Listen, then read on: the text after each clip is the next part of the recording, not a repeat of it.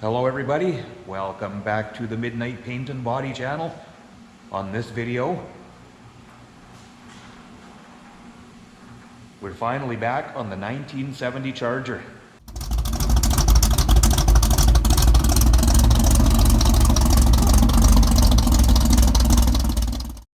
So if you happen to be joining me here for the first time, if it's your first time seeing this project, it is a 1970 Charger RT SE 440. So it's had some pretty extensive work done.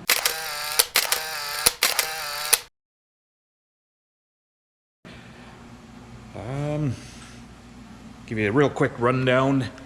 It is pretty much new everything. New frame rails, floors, wheel tubs, trunk floor, the dropouts, the whole works. It is all new. Quarter panels, rockers, front aprons. So yeah, it has been fitted up. The door gaps have been fitted.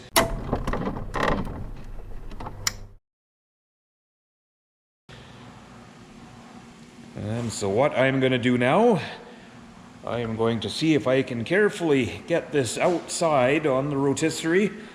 We're going to flip it up. I'm going to re-sandblast the underside of the car. Only because when I sandblasted underneath before, there are areas that I wasn't able to get to with the blaster, and I just wanted to give everything a really nice cleanup before it gets epoxied, seam sealed, frame connectors welded in, and then we're actually fairly close to getting some paint underneath and inside and engine bay and stuff. So, all right, let's get started.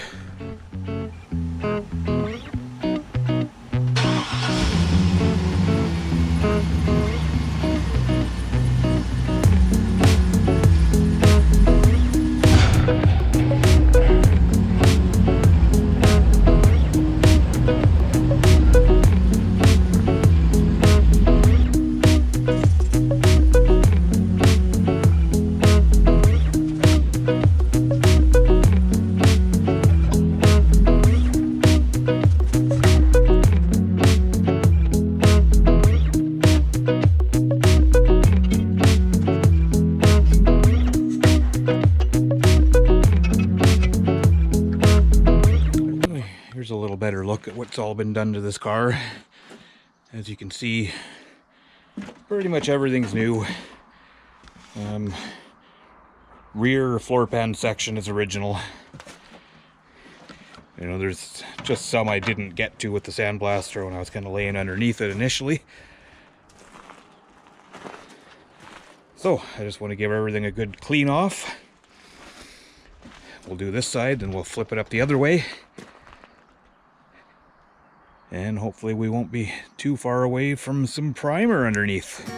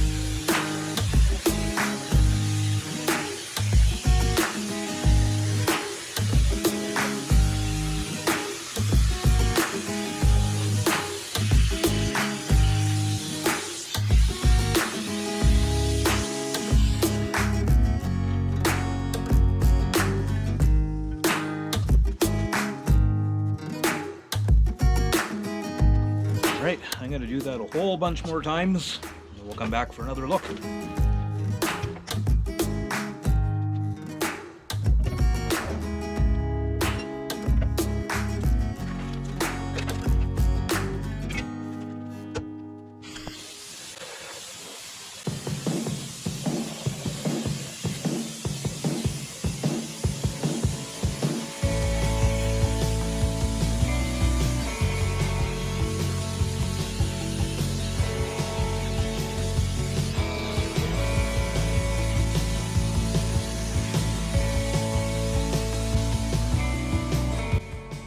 All right, we got her back inside before the rain. Not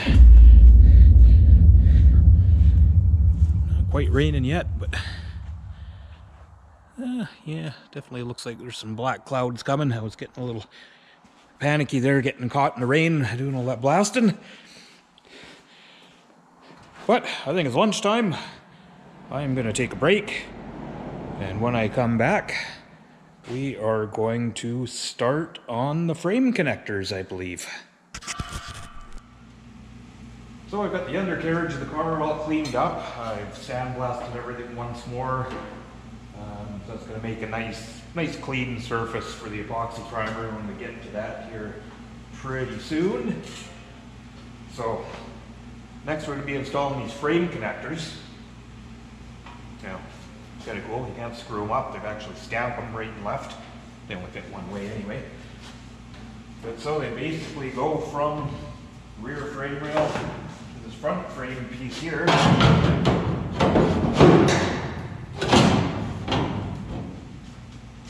And yeah, that's basically where they're going to live right there. So it looks like I'm going to have to get the car back down level. I can get a jack underneath this, and so it's going to be pushed up tight to everything before I weld her in place. So let's do that. I just figured I'd bring you guys under here for a look. So you can see I've got a bit of a gap there. We're tight to the floor here. I've got everything jacked up tight. Now it did say in the instructions, yeah, I read the instructions for these frame connectors, that it was likely that some spots would need to be trimmed to get a nice tight fit. So that's not a big deal. So I'm just gonna kind of mark where I need to take some material off. And I'm sure it'll take a bit of in and out a few times before we get it right.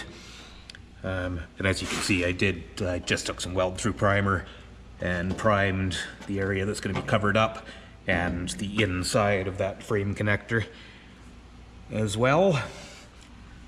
So yeah, I'm going to drop that back out, trim that off, and we'll continue on with messing around until we get it to fit.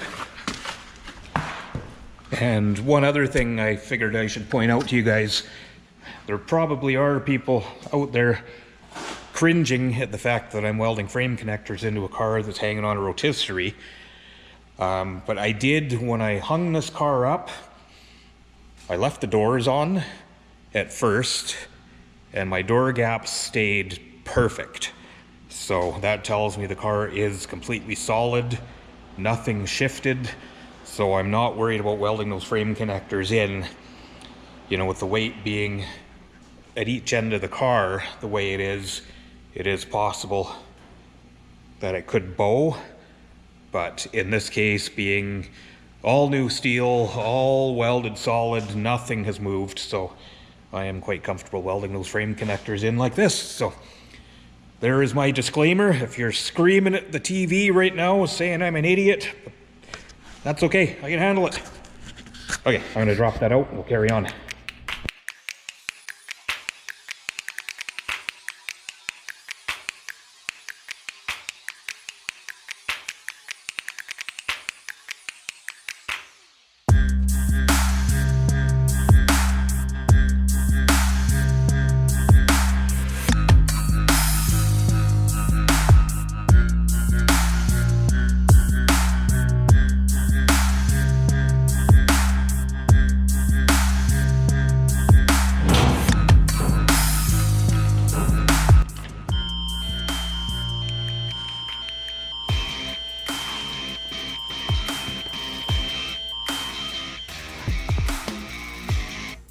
Yeah, emergency alert test. Okay, so there is the frame connector in place. Now it did take a fair bit of on and off and fitting, but I'm not surprised. I mean, I did replace frame rails and floor pans in this car, so nothing's factory, so it's definitely Not a surprise that it took some fitting, but that's all good. So I think now I'm going to flip the car back up on its side, and we'll start welding this side in.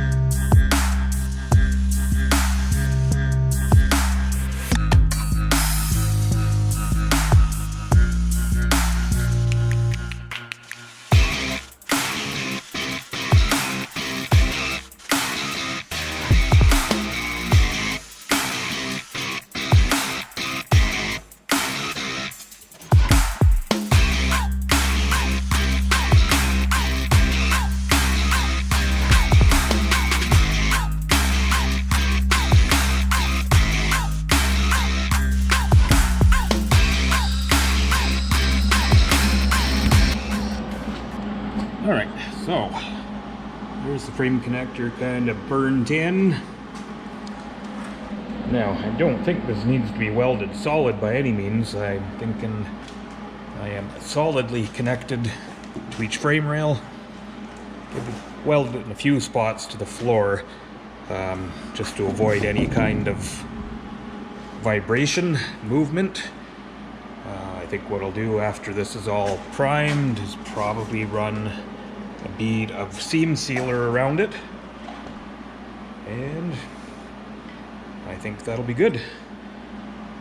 So I think now we will move on to the next thing. I do have torque boxes to put in the front, so let's have a look at those. Back to the frame connectors here for a minute, guys. I probably should have mentioned, these are made by US Car and Tool, USCT. And I revisited the instructions, and it actually did say to weld these solid all the way around. So, still, I don't think I'm going to completely weld them solid, but I will go back and do a bunch more welding on them. And then, like I said before, once these are an epoxy primer, I think I'll give them a nice little bead of seam sealer, because there is a few other spots I'm going to be sealing. So with that being said, we will come back to that. But now, we are going to move on to these torque box stiffeners. So these are going to fit right in here. So these are Classic Industries pieces. Now I've noticed that these don't really fit the hole, so I'm going to do a bit of trimming on these and get them fitting in there, and we'll come back for a look.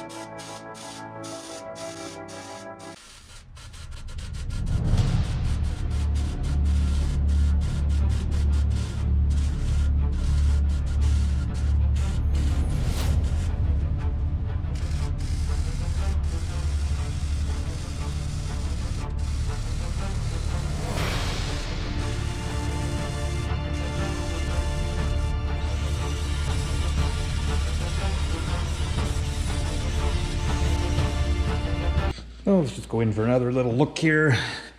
So there's the torque box welded in. And yeah, as you see, I do go around and kind of smooth out some of the welds because I'm not the best welder in the world. Yeah, so you can see I've started welding it most of the way around.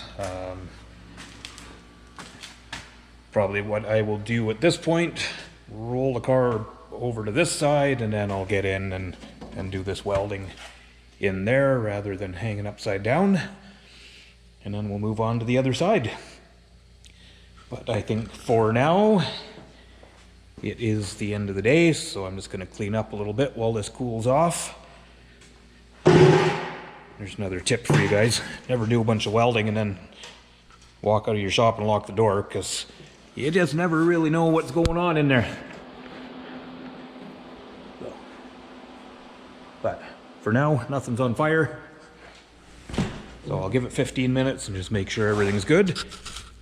And then we'll be back tomorrow.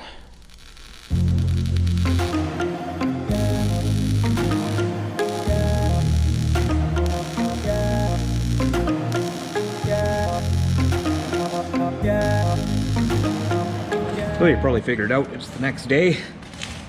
So just thought we'd come in for a quick look. I've burned most of this side of this frame rail connector in. So yeah, I think we're going to flip her back up and have another look.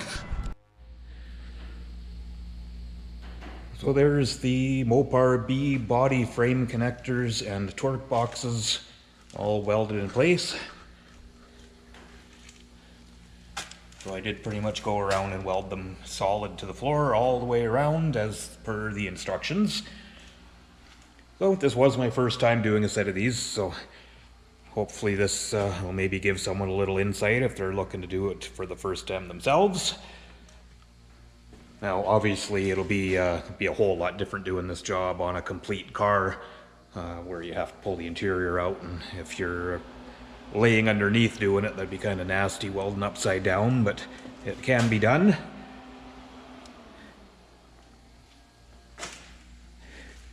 So that said, I think we will leave this video here and stick around, maybe subscribe to the channel so you don't miss the next one. I think we'll start prepping the underside of this car for primer, seam sealer, and some Hemi orange paint. So, as always guys, thanks so much for watching the video. Like I say all the time, I just hope it helps somebody out, and I just kind of like to share what I do, and you know, the channel is kind of steadily growing, so that's pretty cool. If you know, there's some guys out there that are interested in what I'm doing and maybe learning something, if it helps someone out, that's cool. That's kind of why I do it. And leave me a comment if there's, as always, you know, if there's something you would like to see, something you don't want to see, you know, if I'm doing something right, doing something wrong, it's all good. Let me know. And if you can, subscribe to the channel, because that you know, makes it worthwhile for me to keep doing the videos when I know people are enjoying them. I know I'm never going to be the YouTube guy making a bunch of money doing this, or any money doing this, but like I've been saying all along, I just kind of enjoy sharing what I've learned over the years, and if you're like me and you just like cool cars, it's kind of fun to see a cool car going together. So as always, thanks so much for watching, and subscribe to the channel so we don't miss the next video where we hopefully start seeing some orange on this thing.